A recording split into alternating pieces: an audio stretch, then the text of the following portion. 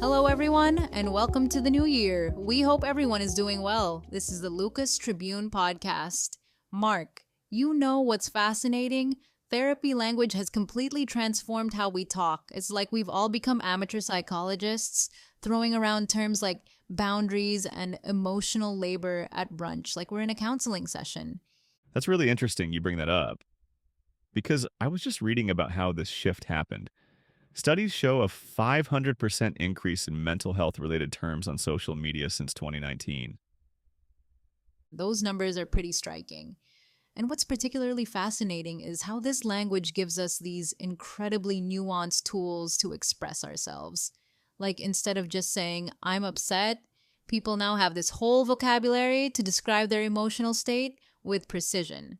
Though I've noticed it's become almost like a status symbol in some circles, especially among millennials and Gen Z. Have you seen that dynamic playing out? Oh my gosh, yes, and that's actually what makes this so complex.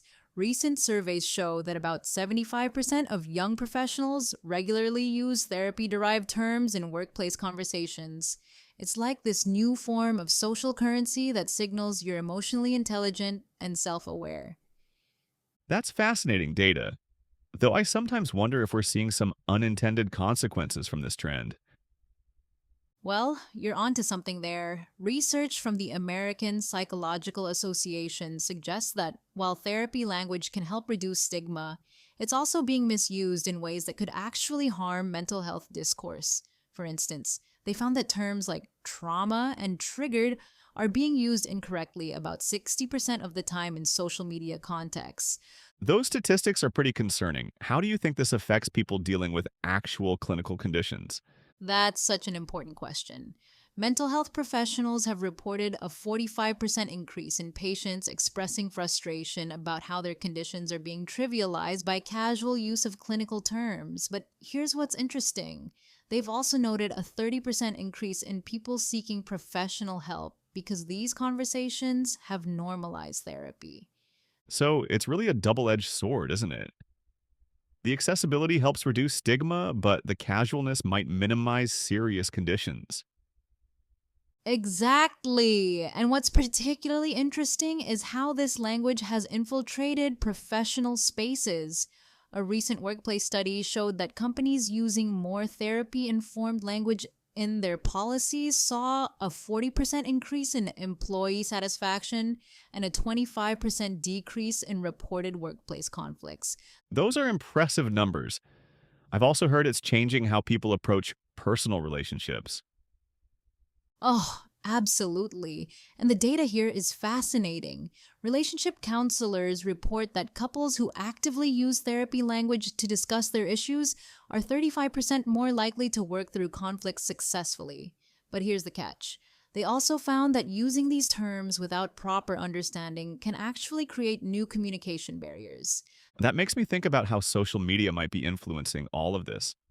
Well, the impact is huge. Studies show that mental health related content gets shared up to 300% more than other types of content on platforms like Instagram and TikTok. And while that's increasing awareness, mental health professionals are concerned that about 70% of viral therapy content contains oversimplified or inaccurate information. Those engagement numbers are pretty eye opening. How do you think we can balance accessibility with accuracy? You know, some interesting initiatives are addressing exactly that. There's a new movement among licensed therapists to create what they call bridge content, material that's accessible but maintains clinical accuracy. They found that this approach leads to a 65% better understanding of mental health concepts compared to typical social media content. That sounds like a really promising approach to maintaining the integrity of these concepts. And what's really encouraging is how this is affecting help-seeking behaviors. Recent data shows that exposure to accurate therapy language increases the likelihood of someone seeking professional help by 40%. But, and this is crucial, it has to be presented in the right way. So, what do you think the future holds for this trend? Well, based on current research, we're likely to see this vocabulary continue to evolve. Experts predict a 200% increase in therapy derived terms entering common usage over the next 5 years. The key will be managing that growth responsibly. Studies suggest that communities that actively work to maintain the integrity of these terms see better mental health outcomes overall. That's really encouraging to hear about the positive potential when it's done right. Absolutely right. And you know what's particularly hopeful? Research shows that when people understand and use these terms correctly, it creates what psychologists call a ripple effect. Each person who uses therapy language appropriately influences about 7 others in their social circle to do the same. That's a powerful multiplier effect for positive change. It really is. And as we wrap up, I think that's the key takeaway. When used thoughtfully and accurately, this language can be a powerful tool for connection and healing.